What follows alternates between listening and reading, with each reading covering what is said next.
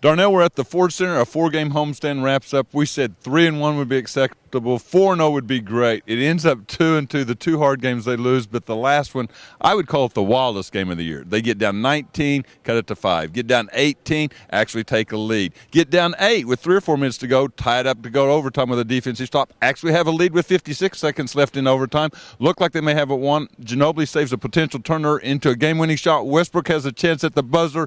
That's just 10 of the 50 plays you could talk about. How would you wrap up a ball game like this that could have gone either way despite all the ebb and flows? You said all that. I'm going to say one word. Fun. This was a fun game. It was really enjoyable for the media, for the fans, everybody who got to experience this game. This was, had it been a playoffs, this would have been one of those instant classic type games. We thought coming out here that this would have been a bad loss for the Thunder. You and I agreed this would have been a bad loss for the Thunder if they lost this game.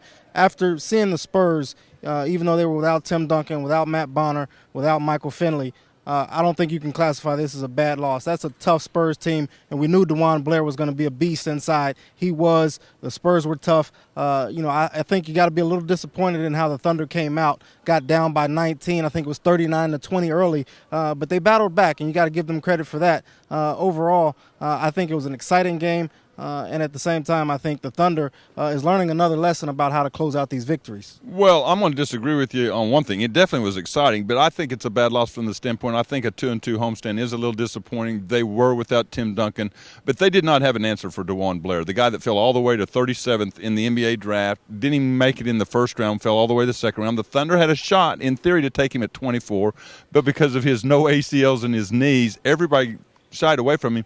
28 points. 21 rebounds, 10 offensive rebounds. Mainly he gets these numbers because Duncan doesn't play for the first time in 2 months. What was your impression of him, and can he be a beast like this if they continue to get him more minutes? Well, before I mention Blair, I'm going to turn this into a counterpoint with you for a second, because what does that say about this team, how far they've come? They lose to 2 playoff teams by a combined 5-6 points, the Hornets and San Antonio, and we're talking about how much of a disappointment this is. I think this team has come a long way. So about Blair, though, I really think coming in, we saw this in it was actually in Austin, the preseason game they played at UT. They had no answer for DeJuan Blair. He came in the second half and energized that team and really sparked them to victory. I mean, they made a lot of threes that game, but DeJuan Blair was the X factor. He was that again tonight. 27, 28 points, 20 boards, 21 boards. I don't know if a rookie has ever done that. I'm sure it's been done by a rookie, Wilt Chamberlain or someone like that, Bill Russell. But I think you probably have to go back as far as that. I don't think Dwight Howard would have done this. Shaq probably may have done it. But it was really impressive performance by DeJuan Blair. Let's look ahead. We're only going to be here at the Ford Center for the cameras here one time the next about week and a half.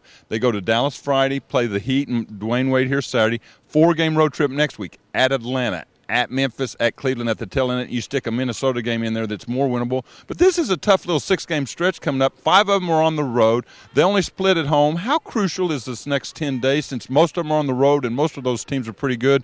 Now that they're back to 4 over 500, how crucial are these next 6 games since most of them are away from the Ford Center? Well, we've known from the start that the Thunder wasn't going to just race through this schedule. There's going to be peaks and valleys, and, this could be one of those valleys that we see with Dallas and Atlanta.